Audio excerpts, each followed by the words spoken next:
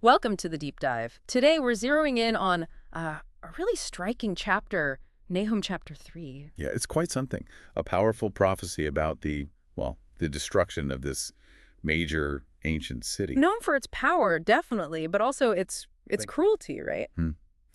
So let's unpack this text. Okay.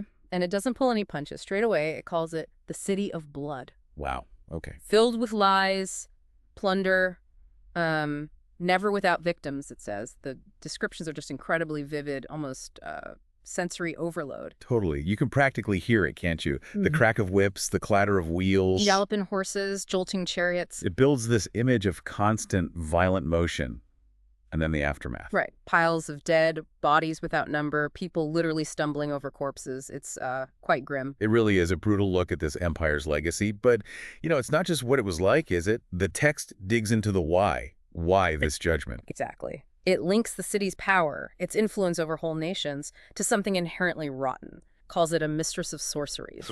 Yeah, and its influence stemming from wanton lust. It talks about enslaving people through prostitution and witchcraft. Now, that's probably not literal witchcraft in every case. Right, more like metaphors for... Manipulation, political maneuvering, economic exploitation, maybe even using its religious or cultural clout to dominate. Its power built on, dark arts of statecraft, you could say.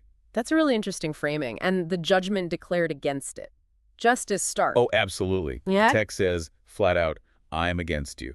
God declaring opposition. And the promised consequence, this exposure, this public shaming. Yeah, lift your skirts over your face. Show its nakedness and shame to everyone. Treat it with contempt. Make it a spectacle. A complete public stripping of its dignity and power. Precisely. A total reversal. Right. And it contrasts this coming humiliation with how strong the city seemed. It even asks, is this city better than Thebes? Thebes, right? The famous Egyptian city, known for its defenses. Exactly. Yeah. Surrounded by water, powerful allies like Cush in Egypt. But even Thebes fell.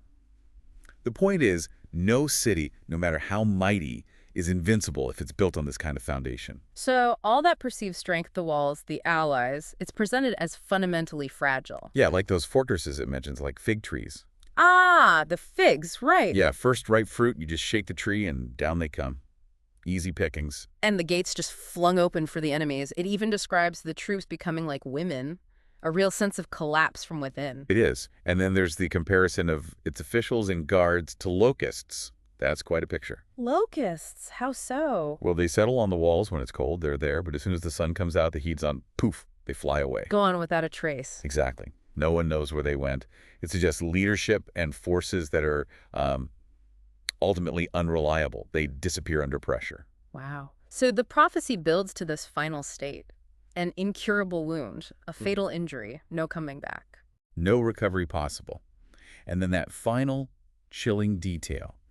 The reaction of the world. Yeah, that's maybe the most telling part. No mourning. No, quite the opposite. Everyone who hears the news about you claps his hands at your fall. Claps their hands like celebration. Universal relief, it seems. And the text tells you why. For who has not felt your endless cruelty? That really lands, doesn't it? The cruelty was so pervasive that its end was just good news for everyone else. It paints a picture of an empire whose defining characteristic, in the end, was its brutality. So Nahum 3 gives us this stark narrative, this giant, seemingly unstoppable power built on violence and deceit faces complete and final ruin, and the world breathes a sigh of relief. That's a powerful statement about empires founded on such things. Suggests they contain their own downfall, however strong they look outwardly. And maybe that leaves you, the listener, with something to think about. Why does the text portray the fall of this kind of ruthless power, not just as judgment, but as a cause for universal relief, even applause? What does that say about the impact of unchecked cruelty?